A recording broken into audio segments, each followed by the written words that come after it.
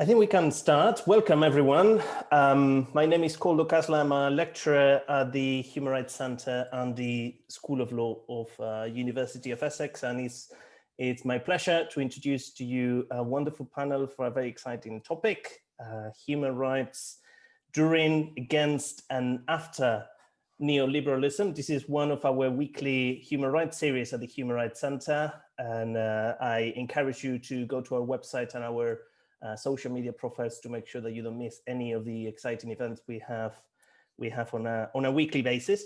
This is a panel that is extraordinary, and we were really looking forward to this opportunity.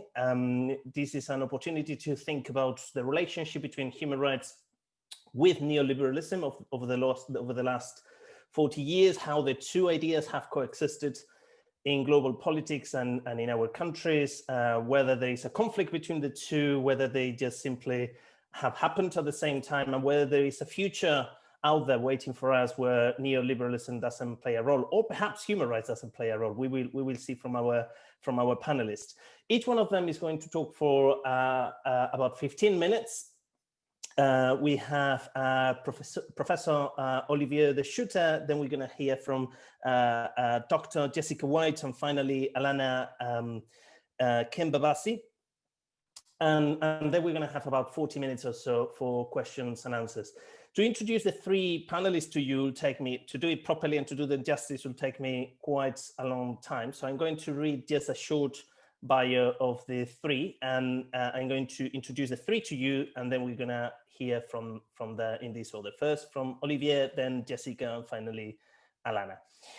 Professor Olivier de Schutter teaches at Louvain University and Sciences Po. He is the UN Special Rapporteur on Extreme Poverty and Human Rights, and prior to that assignment, he was a member of the UN Committee on Economic, Social and Cultural Rights between 2015 and 2020.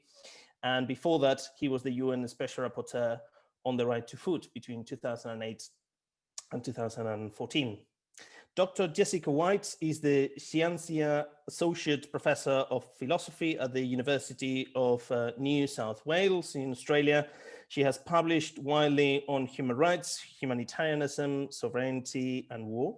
She's the author of a number of books, including Catastrophe and Redemption, The Political Thought of Giorgio Agamben, and The Morals of the Markets, Human Rights and the Rise of Neoliberalism. She's also the editor of Humanity, an international journal of human rights, humanitarianism, and development.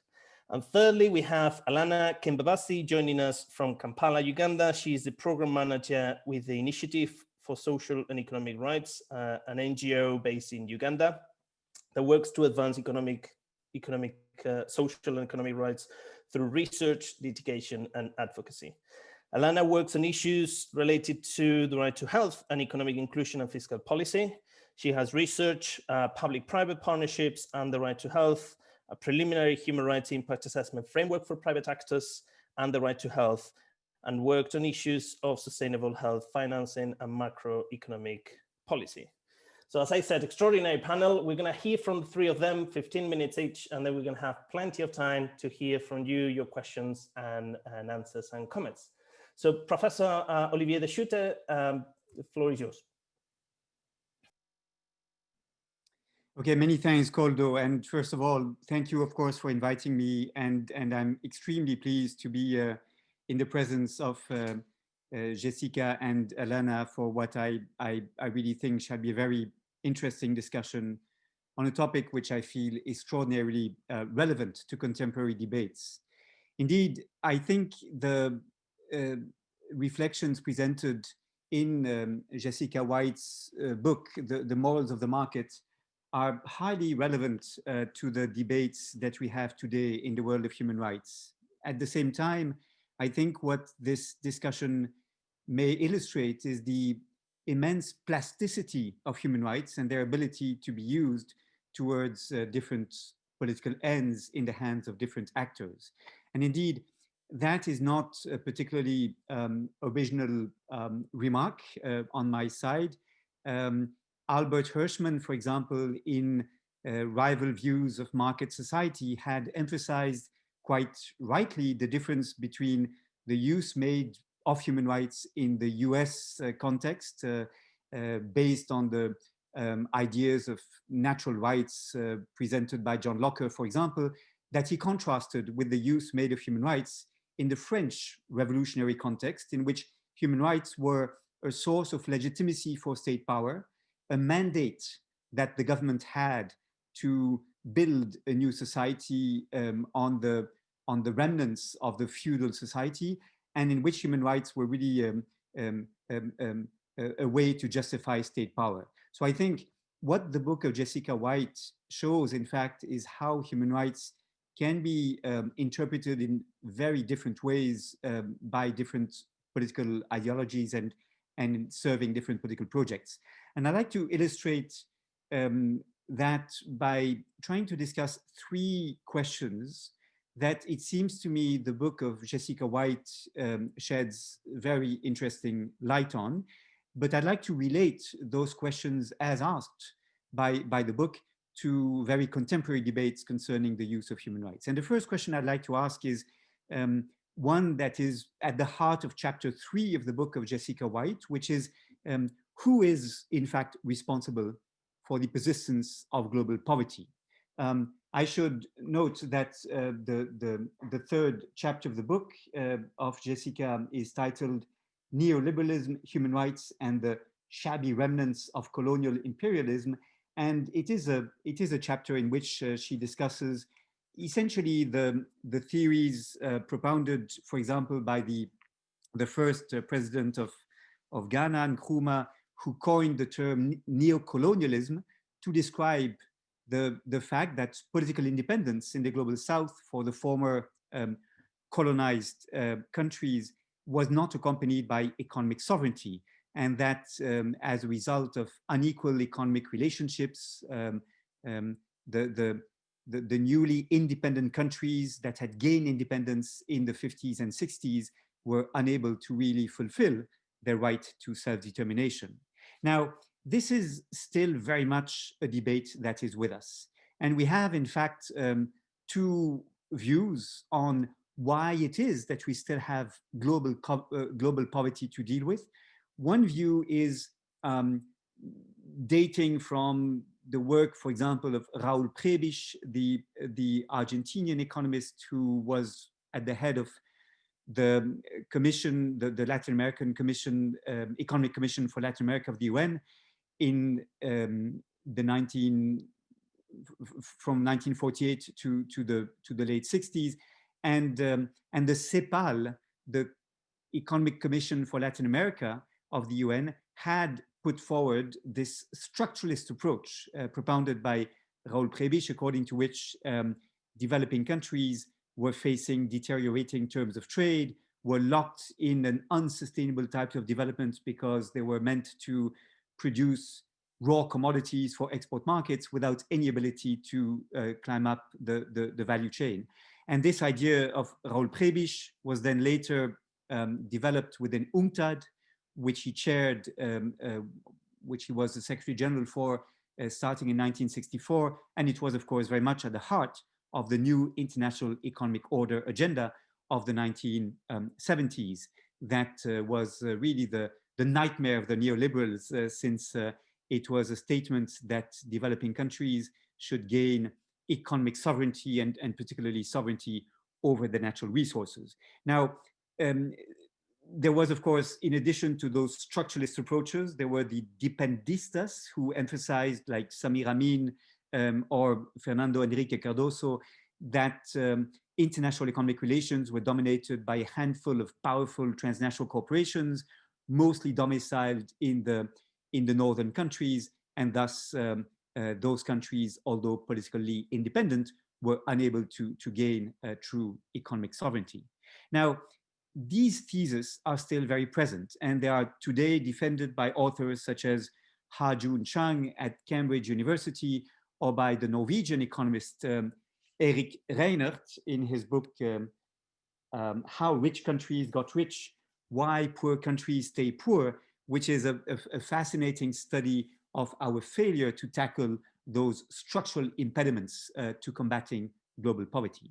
Now, there is at the same time the very opposite view that, in fact, global poverty has its source in the failures of the local elites, of the governments, the abuse of state power, the corruption, the failure by governments in developing countries to create a business-friendly environment, and indeed to enforce this distinction, or to recognize this distinction between sovereignty of an independent nation and, on the other hand, property, imperium and dominium, to use this distinction that neoliberals emphasize very much, as illustrated in the book of Jessica White.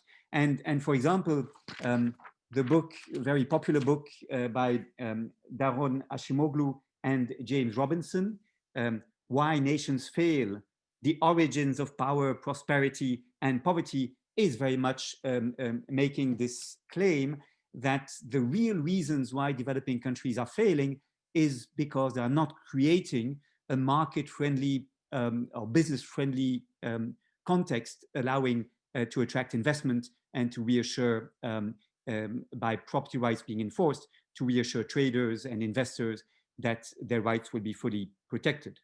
Now, that is the basic distinction we have today in contemporary debates. I'd like to remark simply that the two are not necessarily mutually exclusive. For example, it can be argued that one reason why governments in the global south have not been effectively working for the benefit of their population and have made choices that were sometimes contestable from the point of view of the reduction of poverty in their countries has to do with the burden of the foreign debt, which explains why, for example, they export commodities on global markets, why they invest in cash crops rather than in food crops when they have to choose which type of farming to support.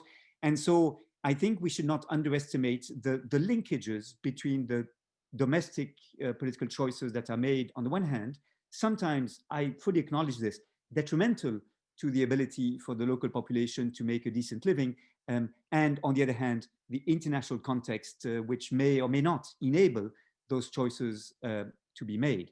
And I think it is, in fact, at the juncture of the two narratives that we can identify, although with a more complex presentation, of course, how global poverty can be addressed.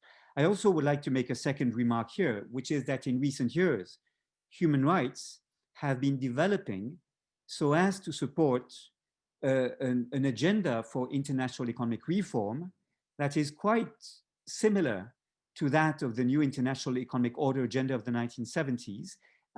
For example, the repeated statements that human rights impose extraterritorial obligations on states, obliging them to take into account the impact of their choices on foreign countries and populations beyond their borders, or the increased relevance of human rights to the negotiation of trade agreements, investment agreements, or the protection of intellectual property rights in global agreements.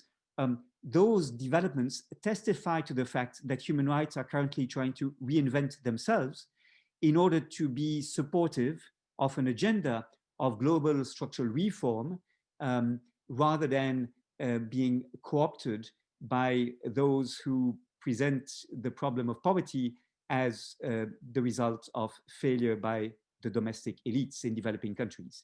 So that is the first question I believe we could usefully discuss based on the contribution of Jessica White. The second question relates to the question of freedom.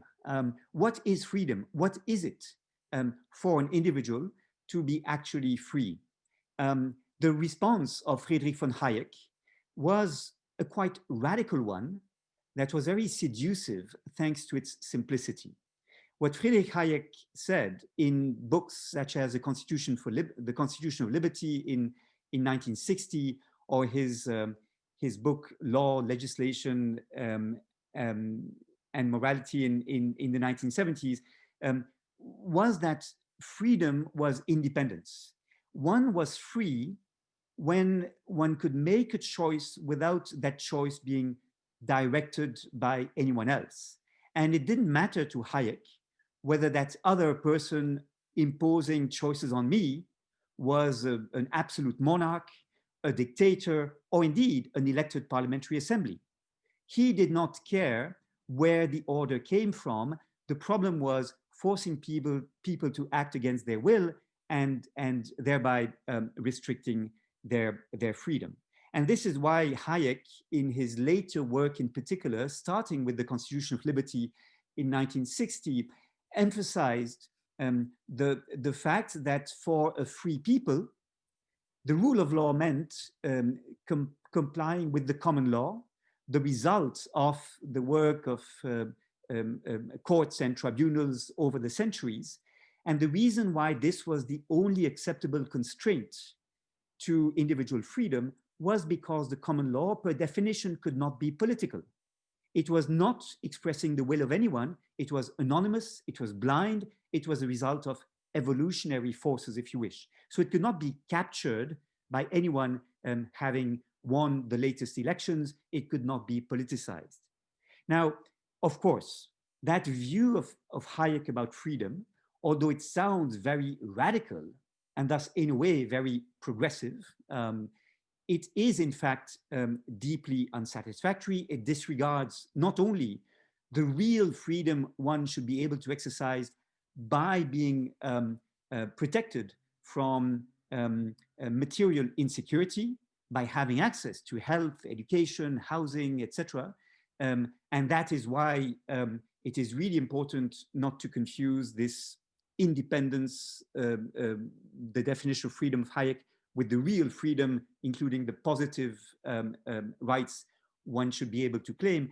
But secondly, and perhaps most importantly, that view of freedom of Hayek was entirely neglectful of popular sovereignty and of the ability to choose one's collective fate by exercising political rights. In fact, Hayek did not know what to do with democracy, with popular sovereignty, and he feared that trusting the people too much would lead to totalitarianism, particularly in his later work. Now, I emphasize this idea of freedom because I think the discussion Jessica White proposes of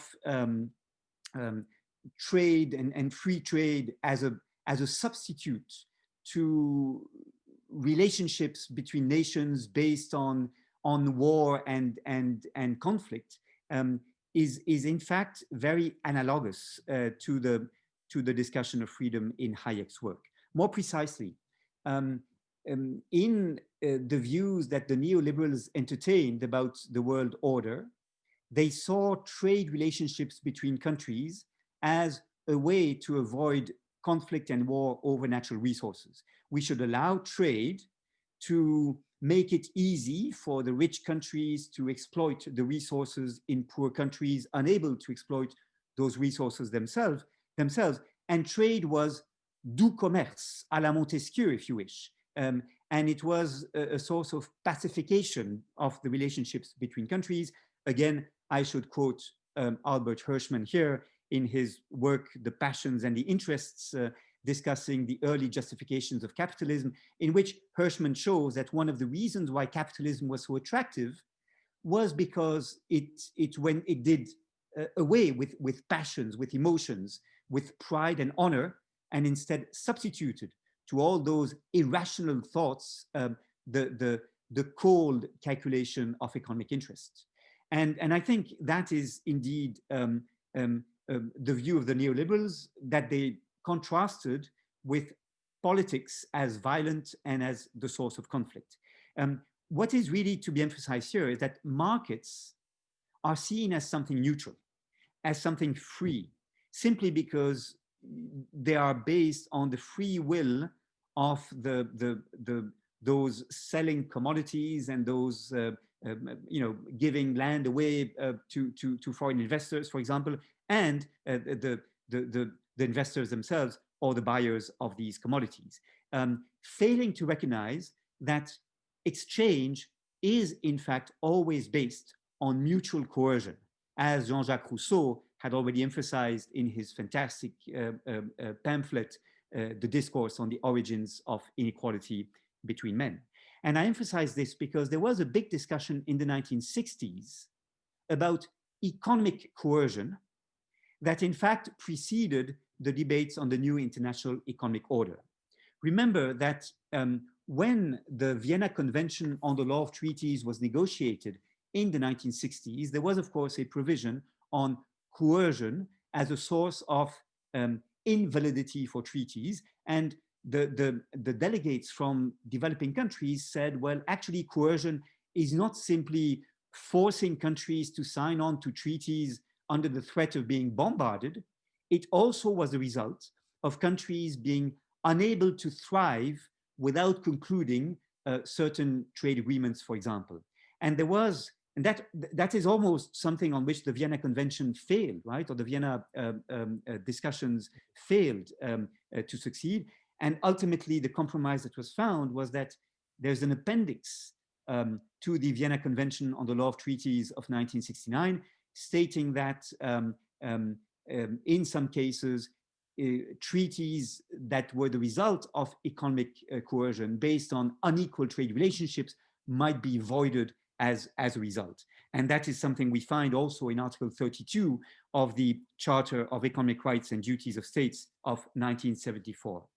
And then my third question, I'd be very short, I realize I'm running out of time, is about, is aid the solution or the problem? And the book by Jessica White describes, for example, the setting up of Liberté Sans Frontières by Ronnie Broman, whom she met in Paris to discuss this. And we have today still the thesis that actually aid is bad, is a problem for the global South, putting all the blame on the white man. I mean, for example, this book by William Easterly, The White Man's Burden, Why the West's Efforts to Aid the West Have Done So Much Ill and So Little Good, is exactly exemplary of this mentality. And that is, of course, opposed to the idea propounded, for example, by someone like Jeffrey Sachs in The End of Poverty, that we need a big push, a Marshall Plan in support of developing countries to help them to overcome the poverty trap. I simply would like to note that this critique of aid, of foreign aid, is not the only one we have. And we have, very interestingly, a very different critique of aid, that is that aid is problematic because it does not address the structural causes of the lack of development in the global South. And when Erik Reinert, this Norwegian economist whom I already cited, speaks about the Millennium Development Goals as, in fact, palliative economics. In other terms, it's a trick, the foreign aid provided by rich countries to poor countries, not to question structurally imbalanced relationships between the North and the South. It is a very different critique of foreign aid than the one of William Easterly. And it is one that, of course, the neoliberals would never agree with. So in other terms, the neoliberals were suspicious of aid because it put blame on the West and attributed the failure of poor countries to develop to the lack of support. But on the other hand, it's important to acknowledge that there's a critique of foreign aid that is absolutely not neoliberal, and that is based on the idea that this is just a sort of bandage or on the problem of poverty that should be addressed by much more structural solutions. Many thanks. I look forward to our discussion. Thanks very much, Olivier, for this compact and rich introduction to topics rich in political theory and rich in international political economy, and also very helpful introduction into perhaps Jessica's book. So Jessica, we are all ears and looking forward to hearing from you now. Wonderful. Thank you, Koldo. Thank you to everyone at Essex. It's a real pleasure to be here and particularly speaking among these fantastic panelists. And thanks to Olivier, particularly for those very kind remarks about my book. So we're talking today about human rights during, against, and after neoliberalism. My remarks are largely going to be confined to the during, which is the topic of my book, The Morals of the Market, Human Rights and the Rise of Neoliberalism.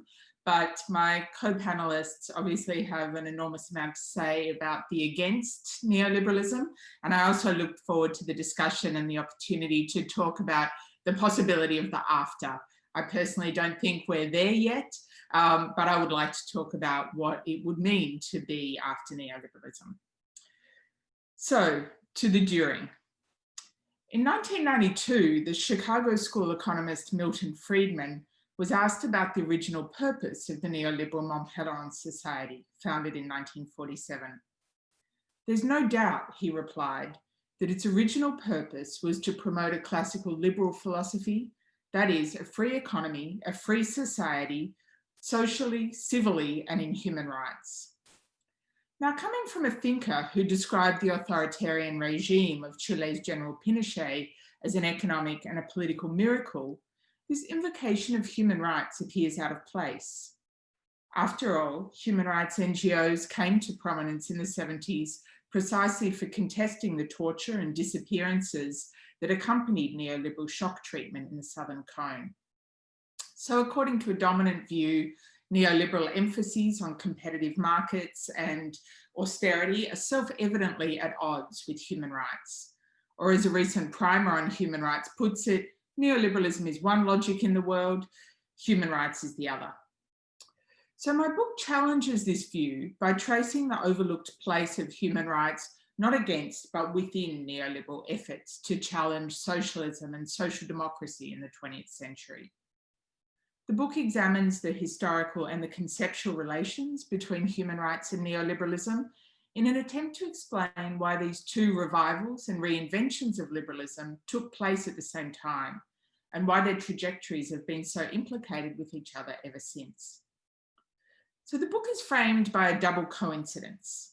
It's often been noted that the widespread embrace of the language of human rights took place in the 1970s, just as governments also began to embrace neoliberalism.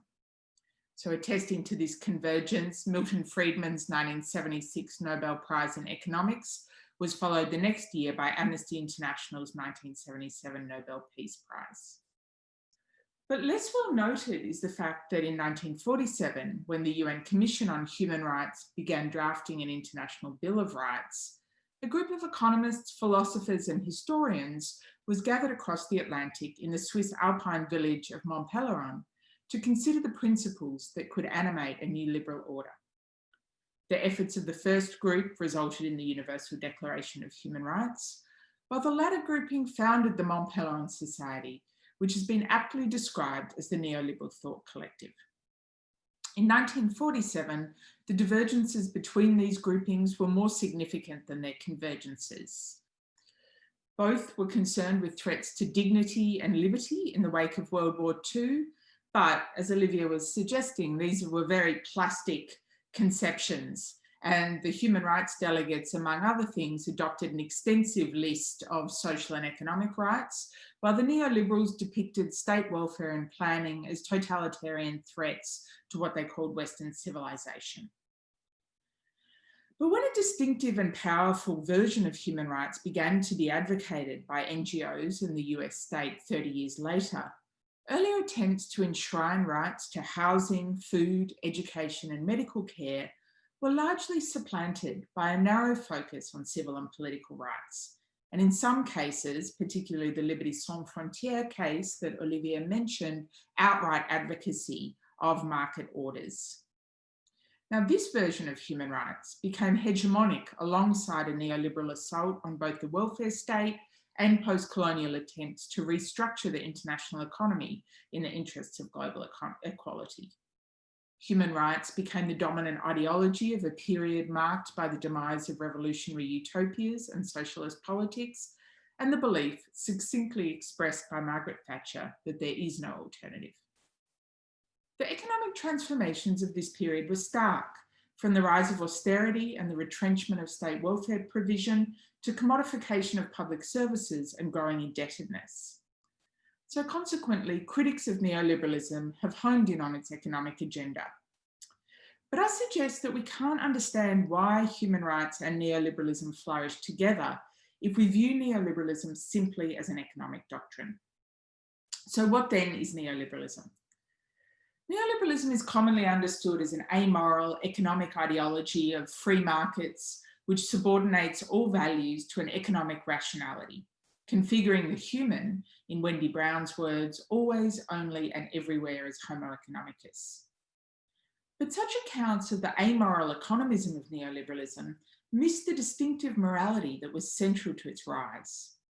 What distinguished the neoliberals of the 20th century from their 19th century precursors was not a narrow understanding of the human as homo economicus, but the belief that a functioning competitive market required an adequate moral and legal foundation. So the founding statement of the Mont Pelerin Society makes this clear, diagnosing a civilizational crisis characterized by what it called the disappearance of the conditions for human dignity and threats to freedom of thought and expression. It states that these developments have been fostered by the growth of a view of history which denies all absolute moral standards. So rather than an external supplement or pragmatic partner of neoliberalism, social conservatism, including explicit appeals to family values, Christianity, and Western civilization, were foundational to the consolidation of organised neoliberalism in the mid-20th century.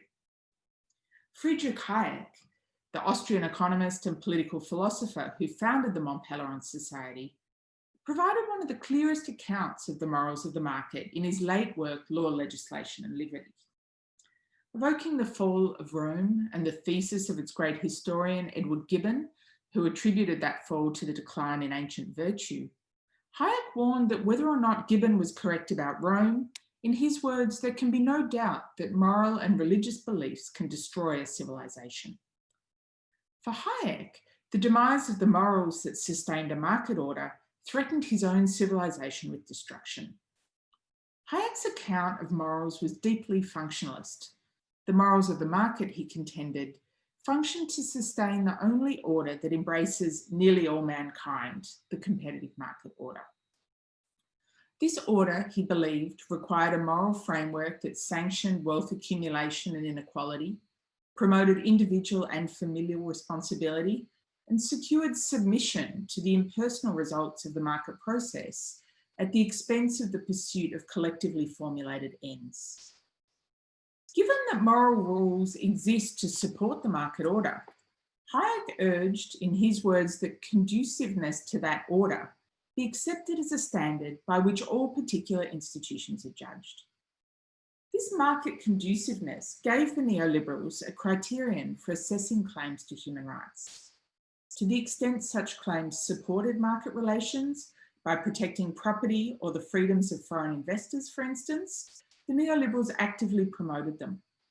When claims for rights interfered with the competitive market by requiring state intervention and non-market forms of obligation and redistribution, they opposed them as though the fate of civilization depended on it. Hayek drew on the evolutionary social theory of the Scottish Enlightenment to develop his account of morality. The evolution from what he called the small band to the great society, he argued, required the abandonment of feelings of personal loyalty and egalitarian commitments more suitable to tribal existence. In his contemporaries' demands for social and economic rights, Hayek saw atavistic attempts to return from the market society to the morals of the small band. Socialism and social democracy were not merely economic threats to the productivity and efficiency of economic relations, they were civilizational regressions, or in Hayek's racialized narrative, they were the return of what he called suppressed primordial instincts that threatened the moral foundations of the competitive market. So one of the key arguments I make in the book is that the neoliberal argument for the market was itself moral and political rather than strictly economic. For the neoliberals, the competitive market was not simply a more efficient technology for the distribution of goods and services. Early neoliberals attributed to the market a series of anti-political virtues, checking and dispersing power, facilitating social cooperation, pacifying conflict, their do commerce thesis, and securing individual liberty and rights. If neoliberal thinkers and human rights advocates could find common cause, as I suggest they could, This is largely because the concerns of 20th century neoliberals were far less narrowly economic than existing accounts tend to allow. So what do neoliberal human rights do? Throughout the book, I examine the neoliberal understanding of human rights alongside the diverse understandings about rights and obligations that motivated the drafters of the Universal Declaration and the two human rights covenants.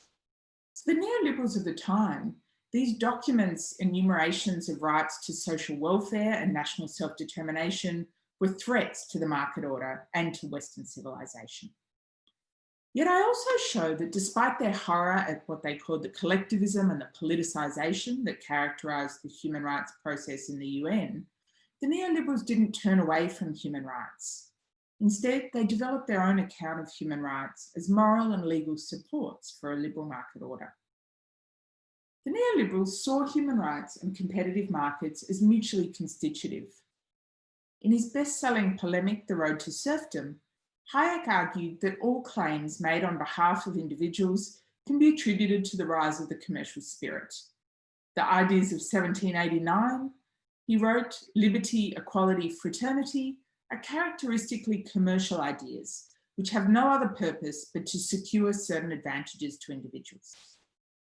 For Hayek and his fellow neoliberals, the competitive market made individual rights possible, but the market's functioning also depended on the rule of law and what he called the recognition of the inalienable rights of the individual, the inviolable rights of man. Hayek's account of rights owed much to his mentor Ludwig von Mises, whose 1922 study of socialism argued that individual rights emerged, and I quote, hand in hand with the development of capitalism. It was only capitalism, von Mises argued, that made human relationships material and calculable and brought freedom from the heavens down to earth. Such freedom, he wrote, is no natural right. If the market order is the real basis of all the declarations of rights and charters of liberty, as Mises continued, then in his words, as soon as the economic freedom which the market economy grants to its members is removed, all political liberties and bills of rights become humbug. So for the neoliberals of Montpellier, human rights existed not so much to protect the individual as to serve the market. This neoliberal vision of human rights was at its purest in the period of neoliberal ascendancy. It's clear in Thatcher's simultaneous denial that state services are an absolute right and her championing of a right to the unequal. And we see it in Reagan's defense of human dignity as what he called the crowning ideal of Western civilization. Yet the neoliberal human rights heritage was not only embraced by figures on the right. I also argue that this neoliberal background can shed light on the apparent puzzle that the human rights politics of the late 20th century, with its distinctive use of international advocacy to limit the power of the state, emerged, in Samuel Moyn's words, seemingly from nowhere. I show that organisations like Amnesty International, Human Rights Watch and Médecins Sans Frontières drew on an account of rights developed by the neoliberals since the 40s. For them too, decolonisation generated a desperate need for new standards to constrain post-colonial states. These NGOs focused their attention on what Hayek argued was the complement of what he called the taming of the savage, that is, the taming of the state. The attempt to discipline post-colonial states held a much larger place in the new politics of human rights than did the concerns of previous decades with economic welfare and self-determination. Although these human rights NGOs came to prominence in the context of the evisceration of social welfare protections and public services, these concerns rarely entered the frame of their early advocacy. I argued that major international human rights NGOs embraced this central neoliberal dichotomy between a commercial or a civil society understood as a realm of freedom, voluntary interaction, and distributed private power that checked the centralised power of the state on the one hand, and politics as violent, coercive, and conflictual on the other. Like the neoliberals, many international human rights NGOs embraced law to restrain politics, while avoiding those social and economic rights they believed could only be achieved through political action, not judicial sanction.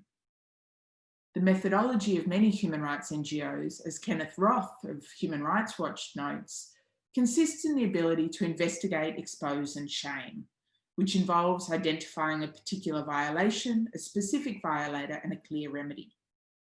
This has made these NGOs, until perhaps recently, and we can discuss this, both reluctant and unsuited to challenge the structural and impersonal effects of market processes.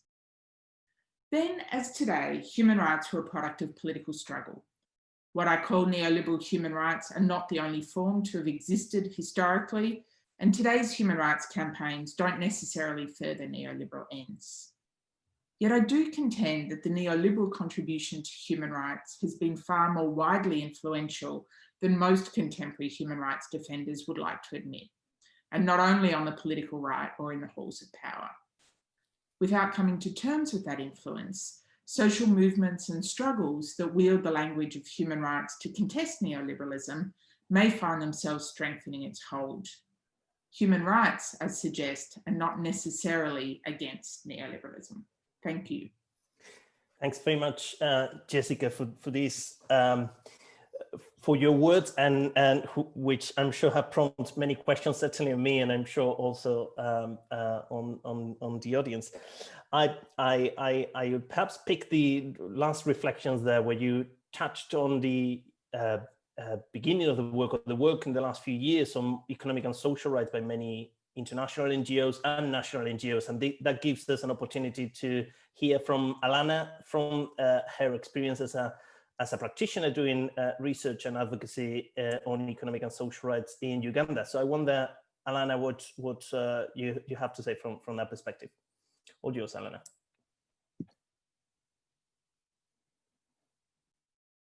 Yes, first of all, I'm glad to be here, and I am trying to share my screen. I think that my co-panelists have raised really important issues that I thought I would ground a bit by discussing Uganda's context. Can you all see my screen at this point? We can, but you may want to make it full screen if you can. Yeah. Okay. I think it's in view, isn't it? View. Oh, there you go. Is that better? Thank you. Yes. Great. Yes, and I will start off by saying I'm Alana Kembabazi. I work with the Initiative for Social and Economic Rights. It's really great to follow Jessica, because she does talk, when she talks about human rights and moving hand in hand with neoliberalism, there's a particular view of human rights that is coming through, and I think it's mostly organizations working around civil political rights, around sort of individual rights, and we work around rights that are, particularly in the African context, also do include collective rights, which I think does skew our view. And when she talked about human rights during, against, and after, I think I am more in the against camp. But we'll see. I think, again, her and both Olivia have raised really important issues to reflect, and I can't wait to read her book, which I haven't read.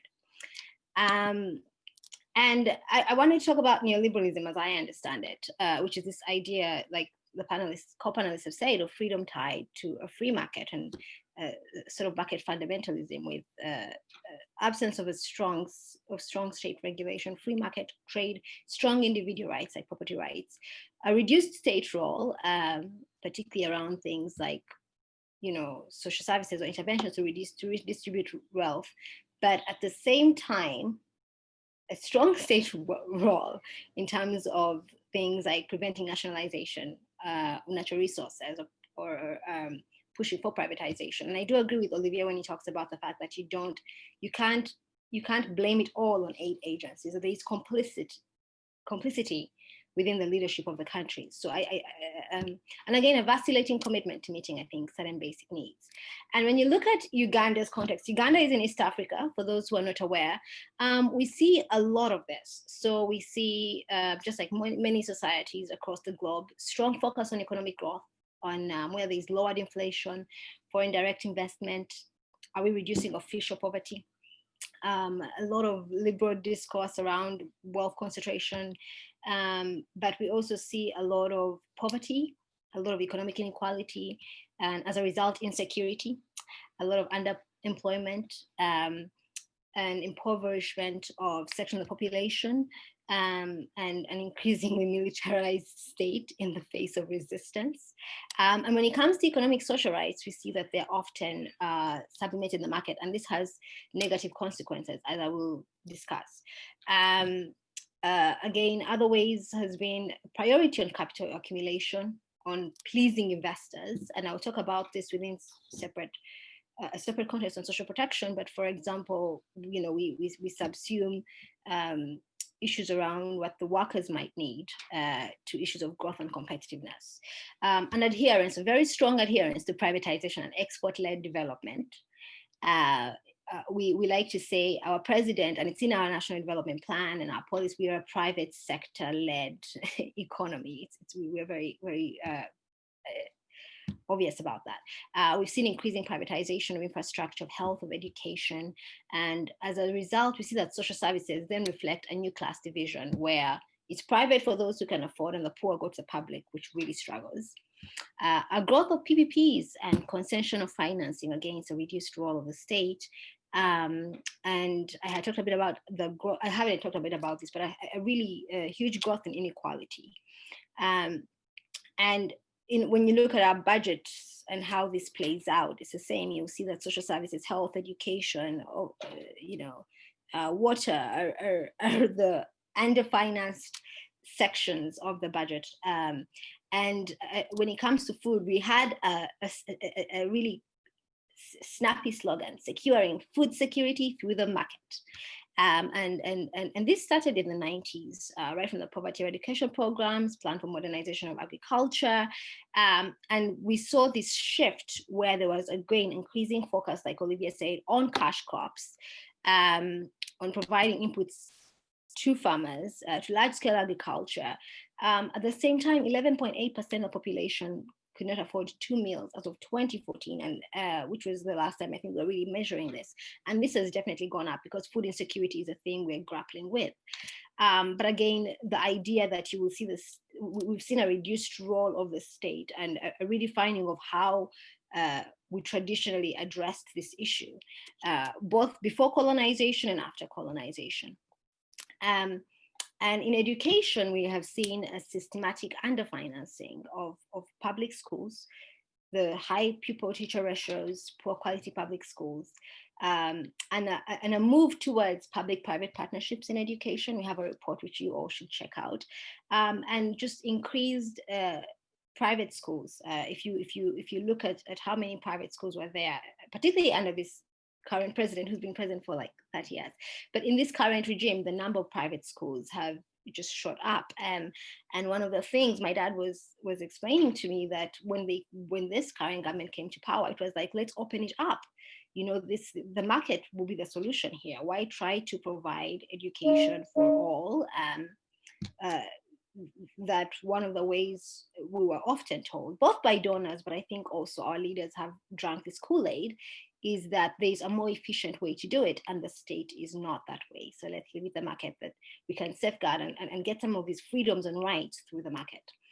And the result of this, in particular education, has been, again, perpetually living out the poor. And this has been really, it's come to the fore even more during COVID, where when we locked down, and we still are having continuing learning and schools are still shut down officially, but as they brought back the candidate classes, the private schools were just like, it's no longer profitable for us to do this. Like some of them had shut down, converted into rental houses, and others were charging exorbitant fees, and the parents were saying, well, I lost my job with all of this craziness, so my kids will just have to sit it out. And the few public schools are increasingly put under a lot of pressure because they have not been financed over time to be able to address the needs of the population in terms of education. And the quality of education is just absolutely horrific. So all of these issues are coming to the forefront a lot more now. And when it comes to social protection, we as a result, again, I think of this gradual removal of the state, but also, like Olivia said, of the failure to address some of these structural issues, we see a focus on short-term safety nets versus actually doing what is needed. So we, for example, have we have social assistance grants of empowerment, small amounts of money that are given to older persons, but we will not sort of address some of the issues that have prevented people from, we won't address, for example, healthcare for older persons. Like, think of a broader way of social protection. We're focusing on this little bit of cash transfers. I was having an argument earlier, right before the pandemic. The World Bank was launching its economic update and saying it's calling for social protection. And I was saying, well, if you're doing so, let's holistically think about things like minimum wage. Will you join us? ISO has been in this campaign to have a minimum wage, a livable wage. Our minimum wage is like $2 now, I think, per month. Just absolutely doesn't make any sense at all. And the president has refused to sign, despite parliament passing it. The president refused because it would deter his investors. So I say, this is great, but if you're going to talk about social protection, you need to expand this to think about issues that are very much intertwined with this, like minimum wage. And the bank was like, no. I mean, that's just the wrong way of doing it. You cannot come and mess around with the market. Ideally, we would try to attract investors, and then there'll be more growth, there'll be more jobs, it will trickle down. But again, a huge priority on pleasing investors, on priority accumulation. And as a result, only very few are covered. And again, because they're using via form of social security. If they're informal, voluntary, collectivist schemes, say barriers, like we have things where we say we bury each other when translated. Again, they're on a cash basis. They're excluding the poor. The state has over time just really removed itself and privatized the responsibility and actually passed it on either to family. So when we critiqued the state about this, for example, they say, but in Uganda, the families take care of older persons. So why do you need social protection? They're passing it on to that or to social informal networks on kin support. And when it gets to healthcare, I think this is one of the most obvious cases where you see the dangers of neoliberalism in terms of affecting the right to healthcare. We are a country where, and I have a couple of quick stats on the side of the slide, but a country where people will tell you, here, when you're poor, you die. And it was repeated so much, it became one of the titles of a couple of reports we're doing on access to healthcare. And we see a situation where the public system is just completely, it's underfinanced, it is unsupervised. There are 39 districts without hospitals, and the idea that we even have ICU beds, we have only 55 functional ICU beds, pervasive drug stockouts, a strong unregulated private sector over time, and the high cost of healthcare. In fact, the majority of costs of healthcare are borne by individuals. And I will note that it was not always this way. That particularly at the time when Uganda was formed as a nation, and the policies of the initial governments like Obote and so forth, where there was a strong focus on health and education, and the state was investing in this. And for people of older generations like my dad, who's turning 80, it's they knew that whether or not they had money, they could get healthcare. We had strong regional referral hospitals. They knew they could go to school regardless of ability to pay. And when you look at our healthcare budget over time, it's just, again, hovered. I showed you an earlier slide about the social sectors, but in health in particular. And the state's rationale here is we don't have to do this. We don't have, you can't say we're not giving enough money for healthcare. Individuals should contribute to their healthcare. The private sector should contribute to healthcare. And donors are giving us money for healthcare, but how this plays out is different, right? So there's been a lot of focus on public-private partnerships in health, and there are a couple of reports that you should check out, where they say, listen, the public health system is failing. They don't interrogate why it's failing by looking at the financing and the lack of supervisory attention to it. They say it's failing. It's a reflection that it is more efficient to leave this to the market. Let's have others come in. And in a weird twist in Uganda, we have state intervention for public-private partnerships. So while in other countries and other instances, you see public-private partnerships where, again, the risk, the financial risk is borne by the private investor. They bring in the money. In Uganda's context, we provide the money to the private sector, and somehow still expect that this is going to cover the poor. And it doesn't happen. And again, this pushes, I will say, it's for example, it's one where you can see it's really pushed by external donors. We definitely have the World Bank, most of the banks, Africa Development Bank, the IMF, everyone saying, listen, you're trying this, but it's not working. And they've gone a step further and said we can even have public-private partnerships I'm going to go back to a couple of these slides, that will really support the poor. You don't have to provide, so we have free healthcare. The public facility is supposed to have free healthcare. They're saying you don't have to provide free healthcare even for the poor. And so they've come up with things like vouchers. And they're supposed to be this sexier version that will reach the poor. So the idea and the rationale is that you create a competitive market environment. You won't deprive the poor of access to healthcare, and they will vote with their feet. They get to choose. For when they pay 4,000 shillings or $1.50, they're able to choose which facility they go to when giving birth. USAID went a step further, following. It's been doing its voucher system for a while, and its voucher system only works with private facilities.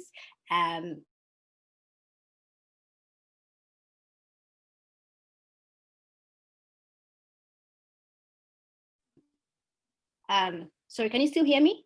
Hello? Yes, we can. I think we lost you for 5 seconds or so, but you're back, yeah. Yes, and the idea again is that the private sector can do this. You don't have to rely on the public. It's actually called, if you look at this article, at the end of its project, it says it's exposing the flaws in free public healthcare, and it's recommending the government drops the public free healthcare system in favor of mechanisms that will allow the low income earners and the informal sector to pool together their resources to finance their healthcare. The World Bank has also been a proponent, spending $17.3 million US, which, by the way, could finance we don't have a strong emergency department. If you were relying on ambulances in this country, you will likely die. It could finance the 5-year plan, but it spent $17.3 million US with this money, with about $11 million US dollars. But it spent $17.3 million US, again pushing and trying to show that the private sector can play a role if given in increasing access to healthcare. The state does not have to do this, that we have to stop this idea of thinking we should have free public healthcare for the poor. And so these vouchers, very similar, like you said, you pay a certain amount of money. Again, it's also 4,000 shillings, about $1.50, and you get a predefined package of maternity healthcare services. You can give birth in a health facility. And despite the evidence that this project, when the Auditor General audited this project, 68% of the beneficiaries were medium or rich, and only 29% could be said, 32% rather, could be said to be poor, and even then they were not the poorest. It says, no, this is good lesson on how the government can contract with private providers to deliver reproductive health services. And in fact, right now there is a push to have a medical credit fund where the state is putting in money and for the private sector to go out and deliver healthcare. And a lot of these, and I could go on a bit about some of the public. I wanted to show you a public-private partnership recent arrangement, $379 million US, specialized hospital in a country that has 39 districts. Remember, I told you, without hospitals, they want to spend $379 million US to build this one hospital for medical tourism, and really believe it will significantly change whether or not we get access to things like better cancer care. And this, I think that a lot of the times, whether it's in health or education or social protection, I think the reason why I do think that neoliberalism and human rights, I do understand why they have often, I understand how they're intertwined in terms of their development, but I think for me, the starting point and the reason why we should be cautious as human rights advocates is who your focus is, right? So if you're talking about neoliberalism as a focus on an individual, human rights requires us to think about, I think, the worst of in society. It requires us to think about the poor, the vulnerable. It requires us to think about, and sometimes the poor and vulnerable might not be served by an individualistic notion when it comes to issues like, and I don't have time today to get into issues of business and human rights, like around land and the ways in which we are seeing this skew from collective to individual property rights and what that means for those who are often poor and women who are then left out of the system. But with a lot of this, what is really concerning for us in the global South is this, again, the state just gradually removing itself from its responsibility to protect, to promote, respect, protect human rights and fulfill human rights. And for economic social rights in particular, where you are required, where the state, is supposed to play a greater role when we're thinking about things like, are you allocating the maximum available resources? Are you fulfilling these rights? When it's left to the market is not going to serve the poor and vulnerable. And sometimes people will say, well, that's not necessarily what we're saying, but that is how it plays out in practice. And it's a very appealing, neoliberalism and the idea of the free market is very appealing to states. And I'm not surprised that this current government likes it, because then I don't have to figure this. I can do what I want, right? Like I'm let off the hook.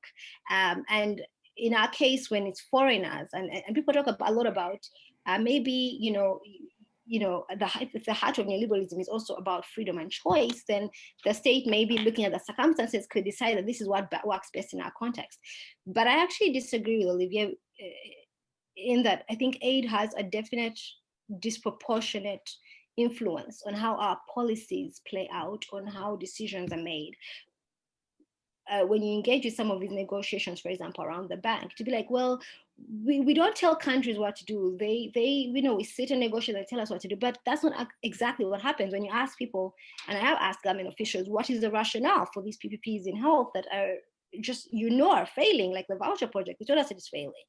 And they were like, well, the bank wanted it, or this individual wanted it. And I think, wait, how do we push back? When it came to things like electricity, we've had the president famously say, I didn't want to sign basically a contract that would a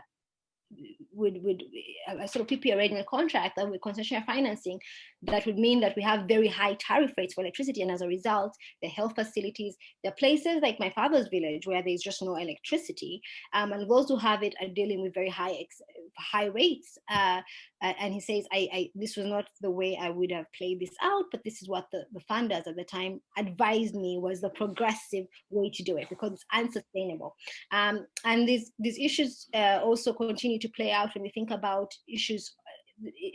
Sometimes it's very hard it becomes really blurry, because they then use the arguments, some of these human rights arguments, to perpetuate the idea that the market, again, should be the solution. So for example, when you say, well, you should be financing maximum available resources, they say yes, but we should have sustainable financing, right? And we should have issues of debt. So if you want the state to keep financing healthcare and education, well, that means that you're going to have to borrow more. And that means that in the future, you'll be spending a whole lot more on debt payments, which will then deprive future generations of access to health and education. And if you're not paying a lot of attention, it can just be a little merry-go-round that state officials are often deceptively drawn to without examining some of these issues. And again, when it comes to issues of tax, then the idea is, well, we should not be, for example, we've been trying to push the government to do a whole lot more around illicit financial flows. And also in terms of thinking about how we redefine our taxation system to make it more equitable, such as the poor, and again, not facing the burden of the tax. And then you hear again this 1-2 step. We should not, we are going to deter investors. And so we really have to think about some of these issues and how they play out. But I wanted also to reflect on how we have a few questions coming. Do you think we could? Yes, I'm wrapping up. Okay, good. I just want to say that there is some progress in terms of, I think, human rights saying some of these sort of sounding a warning about some of these trends, and I set them out here. And I see that as early as 1998, the Committee on Social and Cultural Rights was saying some really interesting stuff. But the challenge for a lot of us is, again, human rights seems to skirt over some of these issues. And yet when we're over here, we're trying, in a place where I think in countries like Uganda, we really look a lot more to human rights instruments and say, the states, and we use them as this way to try and push for accountability, or try to just, we are very creative in how we use them. And I think it's very important that human rights law begins to speak and address these issues more succinctly. And I think the danger of failing to do so is whether or not human rights loses legitimacy. And some people, I don't often agree with Professor Moyen, but some of the things he says I do agree with. And when thinking about it from, I often go and talk about human rights, and we train about human rights. A lot of the times people say, this is just all idealistic, because look at what's happening on the ground. Are you saying anything about it? You're not saying anything about this, right? And so we have to really re-examine, I think the human rights movement and human rights law has to really begin to tackle these issues, but also examine our role, like Jessica said at the beginning, in the ways in which we have been, the human rights movement has been complicit in the growth of some of these things, and the ways it still is today. For example, you're hearing about people fast PPPs, which is an oxymoron. But anyway, but I think there are opportunities as I wrap up. Lastly, I'm so sorry. I think there's an increased disillusionment of the population with the idea again of a free market and growth fast, and it trickles down later. In Uganda, it is even beginning to play out, I think, as these elections are coming up. I think there's increased documentation of some of the failures. I think a couple of years ago, we were discussing some of these issues or looking into some of them. For example, look at public-private partnerships in education or issues of blended finance. There wasn't a lot that was critical at the time. And I think there's increased documentation, particularly from the global south, because I think that who speaks and the context in which they live does matter. We are seeing leaders at the World Bank, IMF, beginning to also, well, I don't know if they're trying to co-opt this, but they are beginning to say some things. But my issue is that I think they're focusing a lot more on poverty and the procedure of it. The idea that there should be human rights impact assessments, for example, as though that will solve some of these structural issues. And what should we do? I think just getting people involved beyond NGOs, because Jessica does rightfully point out that a lot of the NGOs were not sounding the alarm when they should have. And part of that is because of who funds the NGOs and where do you get your money, right? And we're seeing this even now. And so I think getting like ordinary, everyday people affected by this. And part of that, to get them to be affected and to participate, is making this information available to them.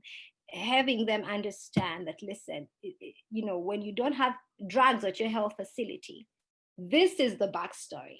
I think decolonizing some of these institutions and some of these debates as well would also help. Thank you. I apologize for going overboard.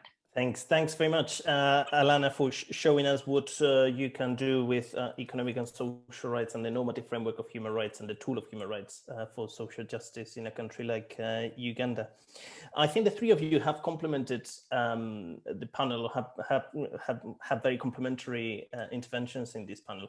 Very much everyone for participating. Thank you in particular, Alana, Jessica, and Olivier for this exciting panel today. It's been my pleasure, and thank you obviously to my colleagues Matt and Katia for making it possible and ensuring that everything works as it should. So stay safe and see you hopefully next time. Bye.